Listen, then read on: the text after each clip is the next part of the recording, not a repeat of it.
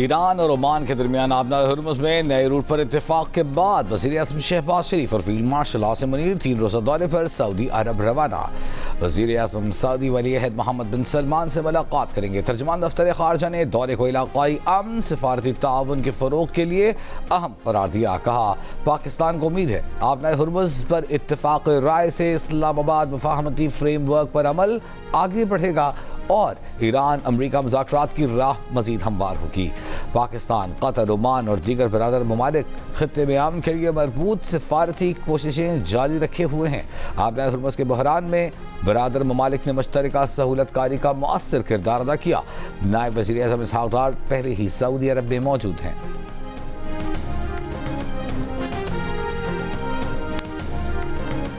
ایران کے نائب وزیر خارجہ قاسم غریب آبادی کا کہنا ہے کہ آبنائے ہرمز پر ایران عمان مفاہمت کے آخری مرحلے کے قریب ہیں۔ مفاہمت کا مطلب یہ نہیں کہ آبنائے ہرمز مکمل کھولی جائے گی۔ آبنائے ہرمز میں ٹول ٹیکس کا معاملہ ایرانی فیصلوں اور امریکی رویے پر منحصر ہوگا۔ ایرانی صدر مسعود پزشکیان نے کہا کہ امریکہ سمجھتا تھا کہ جنگ اور پابندیوں کے ذریعے شام کی طرح ایران میں بھی حکومت کا تختہ الٹ دیا جائے گا، مگر اسے ناکامی ہوئی۔ نئے سپریم لیڈر مجتبی خامنئی کی قیادت میں ایران متحد اور مضبوط ہے۔ امریکی صدر ٹرمپ کا ایک طرف ہتھیاروں اور میزائلوں کے ذخائر میں کمی سے انکار، دوسری جانب وزیر جنگ پیٹ ہیگزیت سے ہتھیاروں کی کمی پر وضاحت طلب کر لی۔ صدر ٹرمپ نے سوشل میڈیا پر ہتھیاروں کی کمی کی خبروں کو مسترد کر دیا۔ خبریں لیک کرنے والوں کو ڈھونڈ کر سزائیں دینے کی دھمکی، قانونی کارروائی سے خبردار کر دیا۔ کہا امریکی فوج کے پاس بڑی تعداد میں ہتھیار موجود ہیں۔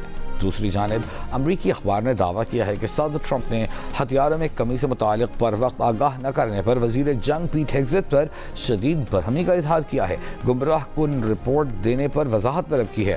وائٹ ہاؤس نے امریکی اخبار کی رپورٹ کو فیک نیوز قرار دیا۔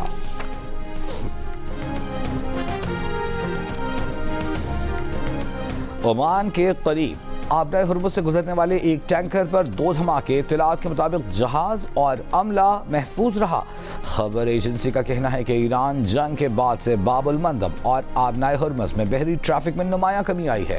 بحری آمد و رفت کے اعداد و شمار کے مطابق گزشتہ روز باب المندب سے صرف 1 جبکہ آبنائے ہرمز سے 2 بحری جہاز گزرے۔ پاکستان کی باب المندب میں تجارتی جہازوں پر حملوں کی مذمت۔ ترجمان دفتر خارجہ نے کہا تجارتی بحری جہازوں پر حملے بین الاقوامی اور بحری سلامتی کی خلاف ورزی ہیں۔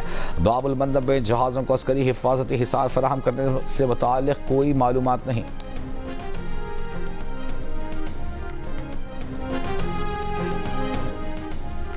وزیر اعظم کی ہدایت پر 16 اگست کو ہونے والا ایم ڈی کیٹ 2026 امتحان ملتوی کر دیا گیا۔ ایم ڈی کیٹ اب 20 ستمبر کو ہوگا۔ طلباء کو پی ایم ڈی سی کی ویب سائٹ سے تازہ ترین ہدایات حاصل کرنے کی ہدایت۔ حکام کے مطابق امتحان کا انعقاد مزید شفاف، محفوظ اور منظم بنانے کے لیے مؤخر کیا گیا ہے۔ امتحان کی صرف تاریخ تبدیل کی گئی ہے۔ لاہور ہائی کورٹ میں ایم ڈی کیٹ ملتوی کرنے کی درخواست مسترد۔ اسپیکر قومی اسمبلی ایاز صادق سے پی ٹی آئی کے چیف ویپ عامر ڈبول کی ملاقات۔ وفاقی وزیر طارق فضل چودھری بھی موجود۔ کہا مذاکرات ہی مسائل کا واحد حل ہیں۔ پی ٹی آئی مذاکرات کے لیے سنجیدگی کا مظاہرہ کرے، مسائل کا حل بامقصد مذاکرات ہیں۔ وزیر اعلیٰ سندھ مراد علی شاہ کا کہنا ہے کہ محسن نقوی کے بیان کو زیادہ اہمیت نہیں دینی چاہیے۔ صوبے بنانے کا طریقہ آئین میں درج ہے۔ سسٹم کو ناکام کہنے والے ایک بار تھر گھوم لیں۔ احتجاج کا ایک طریقہ کار ہونا چاہیے۔ وفاقی وزیر داخلہ نے کچھ دن پہلے کہا تھا کہ نظام تباہ ہو چکا اور حالات میں بہتری کے لیے نئے انتظامی یونٹس کا قیام ضروری ہے۔ کراچی کے نوجوان تاجر میر رضا کی قبر کشائی کی درخواست منظور۔ عدالت کی سیکریٹری صحت کو ٹیم تشکیل دینے کی ہدایت۔ کہا جتنی جلدی ہو سکے میر رضا کی قبر کشائی کی جائے۔ دوران سماعت درخواست گزار کے وکیل جبران ناصر نے کہا عدالت کے پاس یہ اختیار ہے کہ وہ تفتیشی آفیسر کو نوٹس جاری کیے بغیر بھی قبر کشائی کے احکامات دے سکتی ہے۔ سرکاری وکیل نے کہا پروسیکیوشن کو قبر کشائی پر کوئی اعتراض نہیں، یہ ایک انسانی جان کا معاملہ ہے جس میں تمام حقائق سامنے آنا ضروری ہے۔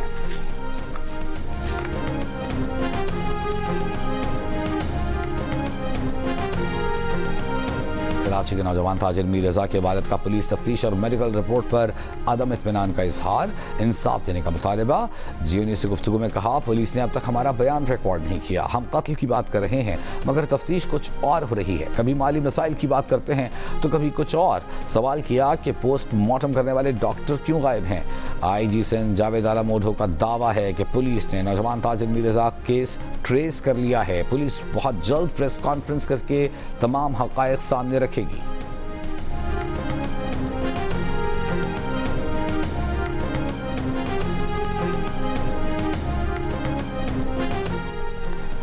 ब्रॉड पीक पर हलाक होने वाले 5 कोह पैमाओं की लाशें स्कर्दू पहुंचा दी गईं। 8 कोह पैमाओं की लाशें अब तक स्कर्दू पहुंचाई जा चुकी। 10 कोह पैमा बर्फानी तोदे की जद में आकर हलाक हुए थे। 2 की तलाश जारी है। पाकिस्तानी कोह पैमा सुहेल सखी और खातून कोह पैमा की तलाश अभी जारी है। आज पेट्रोल की कीमत में 4 रुपये 45 पैसे फी लीटर इजाफा कर दिया गया। पेट्रोल की नई कीमत 333 रुपये 1 पैसे फी लीटर मुकर्रर। डीजल 2 रुपये फी लीटर सस्ता कर दिया गया। डीजल की नई कीमत 383 रुपये 86 पैसे मुकर्रर। डीजल पर पेट्रोलियम लेवी में 1 रुपये 44 पैसे फी लीटर का इजाफा कर दिया गया। डीजल पर लेवी बढ़कर 72 रुपये 26 पैसे हो गई। भारतीय नौजवानों की कॉकरोच जनता पार्टी के एहतजाज के दौरान नौजवानों को ले जाने वाली पुलिस वैन के सामने खड़े होने वाली लड़की रिया आहिर को हिरासानी का सामना। रिया का कहना है कि एहतजाज की वीडियो सामने आने के बाद उन्हें मुसलसल हिरासा किया जा रहा है। पुलिस ने अब तक इस मामले का मुकदमा तक दर्ज नहीं किया।